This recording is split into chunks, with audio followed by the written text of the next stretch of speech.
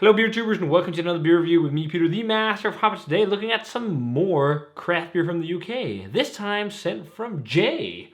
Jay and his wife Linda was kind enough to pass along some beers to me at NBCC this year, which was very kind of them. I still have actually the stout to try, which will be fun.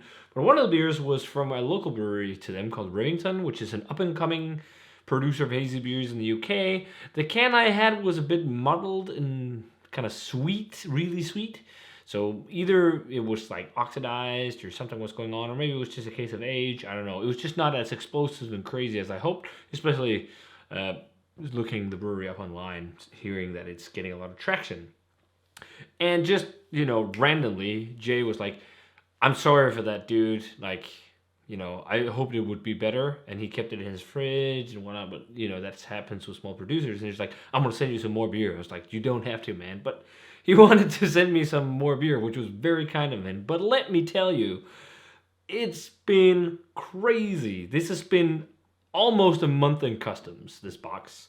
And if it, I think it might be due to the whole Brexit situation, but man, they got all the info they needed at the post office, PostNord as the company's called. They got all the info they needed on the 3rd of December, and I didn't get the package until 10 days later, and I didn't hear from them until, I think it was like was it around the 3rd? Yeah, I got the message from them on the 3rd with taxes and everything, and then, no, it was before that.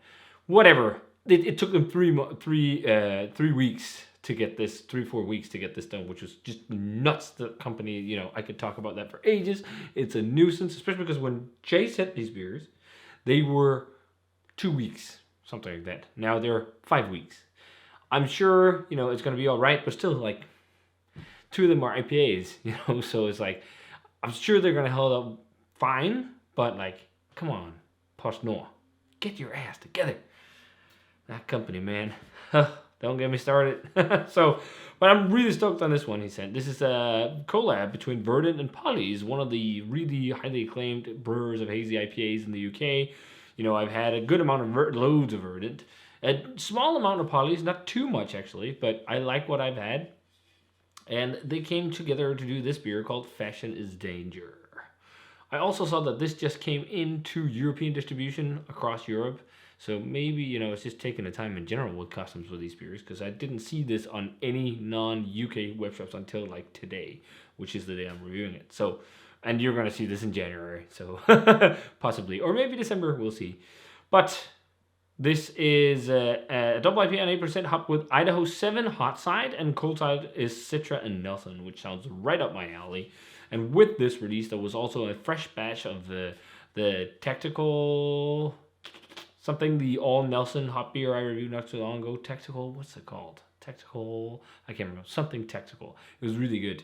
And I think they did another one, which was Nelson and something else as well. There's a few Nelson beers at least. But yeah, let's check this one out. So Pour is a very pin bright golden yellow color. This looks a lot like the American beers that I, talk a lot about, like pin bright yellow colors. It's a beautiful looking hazy beer. Not like full-on turkey gravy haze, but a nice hazy looking beer. Not, hazy beer or hazy IPAs doesn't have to be crazy hazy looking all the time. I like this color too.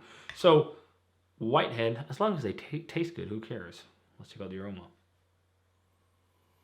Yeah, definitely Nelson. It's not as maybe bursting out. So my biggest comparison right now in terms of Nelson beer was some double dry hop electric.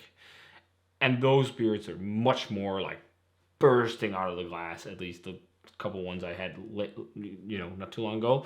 And those were like 6 weeks, actually 6 weeks, I think. And this one is like, it's just not as saturated. But I think it's just because, it's not a double dry hop beer, and you can also see that this is more of a balanced double IPA, which is also nice. Like, it's got the gooseberry vibe from Nelson. It's got white grape. It's got lime, lemon pith. Yeah, even a hint of kiwi. A real nice, like, not like crazy beefy, intense dankness, but there's a nice dankness to it. And I think that might be from Idaho 7. I've heard from a lot of people using Idaho 7 in beers will give a good amount of dankness, especially hot side.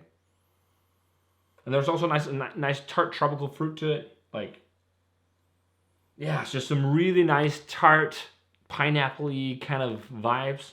Passion fruity. It is very similar, actually, to that one electric beer. Just not as intense. Yeah, just a little bit dialed down in comparison. It smells really good, though. There's a little bit of a sorbet-esque vibe to it, like a tropical fruit sorbet. Yeah, it smells good. There's even a hint of maltiness, which is nice, like a slight fluffy maltiness, and you don't smell that in those kind, like a lot of the crazy American ones. It's all about just crazy hop saturation, but it smells really good. Let's give it a taste, guys. Cheers, and thanks a ton to Jay for the beer.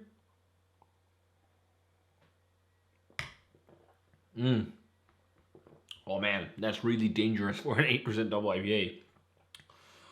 That's really good. Like, it's not the same crazy over the top saturation of hop flavor. It's much more of a balanced approach. Like, much more. It's not like just like one of these crazy, humongous, gushing, big juice bomb beers. Like, it's bright and it's dry and it's dank, which is what I love, and still got some sweet esters, but it's nowhere near as explosive as yes, again, Electric is the recent kind of American hazy beer I had, or Green Cheek for that matter, or 8-Bits triple IPA. That's also a triple IPA, but like those were just a bit more popping, and a lot of those were like Nelson beers.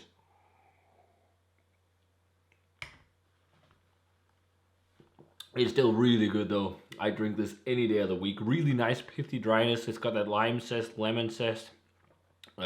It has like a slight dank, weedy vibe. It's not like fruity kush or something like that, like crazy bright dank. It's just like more of just like herbal dank. And then it has like the classic Nelson of like that drying white grape kind of gooseberry flavor. And I think those are really dominant on the palate. And then there is a little bit of that kind of passion fruity, pineapple-y tropical fruit. And then underlying everything, there's a soft stone fruit ester, like really soft and very, very light. Like, before we grade it, also body, again, I love that it's dry. It has it's not like crazily fluffy, but it has like a little bit of a fluffiness to it. Again, if I have to compare to all the hype, which is whatever, those beers kind of have a bit bigger mouthfeels, but I don't want to say this is far of like a smaller version of an electric beer, for example. It's actually quite similar in terms of approach and idea and concept. Like, you can taste it's something. It almost tastes like it's wanting to be something similar. It's just not like as intense and beefed up, but a lot of theirs are also double dry hopped. Like Animatronic Pizza Party is somewhat of a similar beer to this. This is just like a much lighter, more balanced approach, which is also really nice. But I love, like with New England IPAs, I love the balance.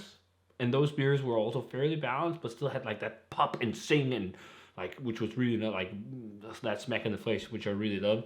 And when we're drinking these kind of IPAs, or any IPA for that matter, pretty much. But this is like just a bit more well balanced, easy going. So I still really like that. Like, in terms of the style, you probably rate this well the same as I'm going to give it as my personal preference score, like a 92, maybe a high 93. I think it's pretty good. I'm just not like super excited about it, but it's just a very tasty Nelson beer, which is one of my all-time favorite hops.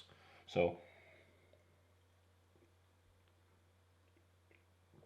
really nice, sweet, light sweet kind of, like, it has stone fruit, but I'm also getting a little bit of like kiwi vibes, and then like there is some, I think citrus going a little bit to the bright side in this one. It's not like classic sweet citrus fruit all the way. Like, citrus can be giving loads of flavor. Also, of course, from the tropical fruit, but it's predominantly tasting like a very Nelson forward beer, which is awesome. And then that underlying kind of dank Idaho 7 vibe, which is very nice too. But yeah, I would just want a little bit more saturation of flavor. That's all, really. If it had like just a few notches higher in terms of flavor saturation, it could be 95 or higher. That's the only thing it really lacks. Because I like that it's dry and like pithy, and not just like overly sweet and crazy and like gushing juice bomb. Like, this has both esters and juice bomby flavors, but first and foremost, it's like, you know, quite hop centric, which I really enjoy. So very tasty stuff. Yeah, so if you guys had a chance to try Verdant and Polly's Fashion is Danger double IPA and 8%, let me know what you thought of it. Thanks a ton to Jay for the beer. It'll be fun to try the other IPA he sent as well, because that was a Trillium collab, but the Cloudwater did a triple IPA. So yeah, we'll see about that. So if you guys had this one, let me know what you thought of it. As always, remember to comment, subscribe, check out the Facebook fan page and Twitter and Instagram. Give this video a thumbs up if you enjoyed it. Ring the bell for future notifications about videos. And I'm going to say cheers and see you guys in another beer review.